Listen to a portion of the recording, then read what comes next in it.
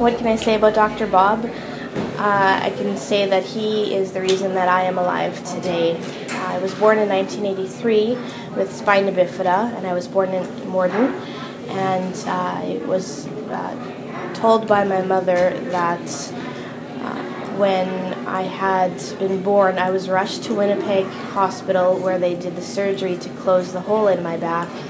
And after the surgery was performed, the specialists in Winnipeg came to my mom and said, "Who was the doctor that bandaged your daughter's back up for the ride into the city in the ambulance?" And my mom said it was Dr. Bob Menzies.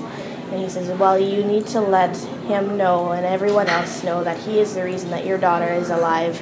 I first met him when I did my family practice residency, and I spent a month. It was my last month of residency, and Dr. Bob and his father and their families were so welcoming to us, inviting me over and then trying to recruit me and my husband, and we're so happy that they convinced us. Dr. Bob's been such a supportive colleague over the years. You can always turn to him for advice, medical advice, personal advice. He's been a wonderful friend and colleague. We'll miss him dearly. When he always, at the clinic, had a hearty laugh, a deep kind of guttural kind of bellow that it would fill the hallways when he was done with seeing somebody in the clinic room. He would often share a laugh with them. But the other side is he often would have sort of a caring touch with patients, which is a little, you don't always see it the way he did it. And it was a long relationship he had with many of his patients.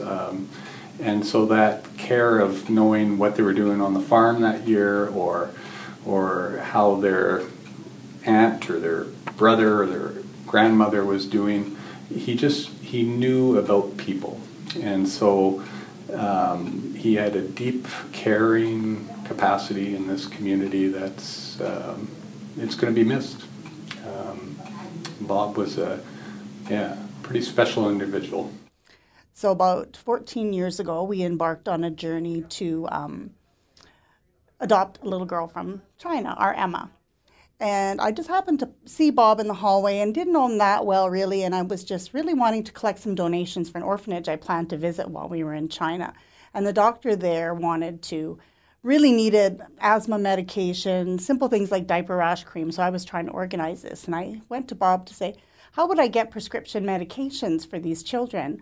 A couple weeks before we went to China, he showed up unannounced at my house with a huge suitcase full of medications, like the asthma medications, the expensive ones that this doctor was just screaming for. And in his quiet way, he allowed me to just hug him and just tolerated all my excitement, and then just kind of left it at that. And that's just how Bob was. He would just, you ask him a question and he would just deliver. He just brought all those things, and just unassuming and never looking for a thank you. He was so busy and so kind, and so every time we look at Emma, we'll think of Bob. The two things that stand out in my mind as I've worked with him are family and faith. Family is important to him, and I could tell that from when you hear him in his room and the phone would ring and it would be his daughters or his wife. He always took time for those calls, or if they popped in, he took time to talk to them. And a year ago, when we had a visioning meeting here, when we were talking about expansion, if this clinic grows, what were the things that we wanted to maintain here? And to him, family was important, and that is what has made me stay here for 17 years, because I have felt like family here, and I will miss Dr. Bob for that.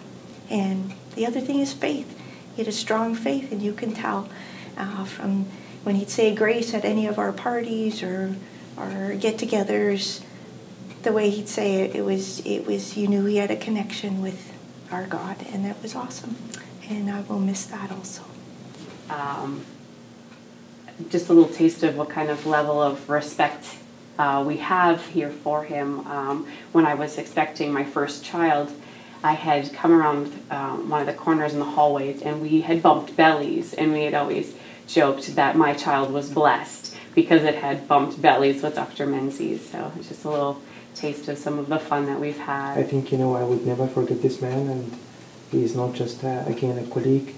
I can't forget that after we arrived to town, and he invited us for Christmas and have us at his place and welcoming my family.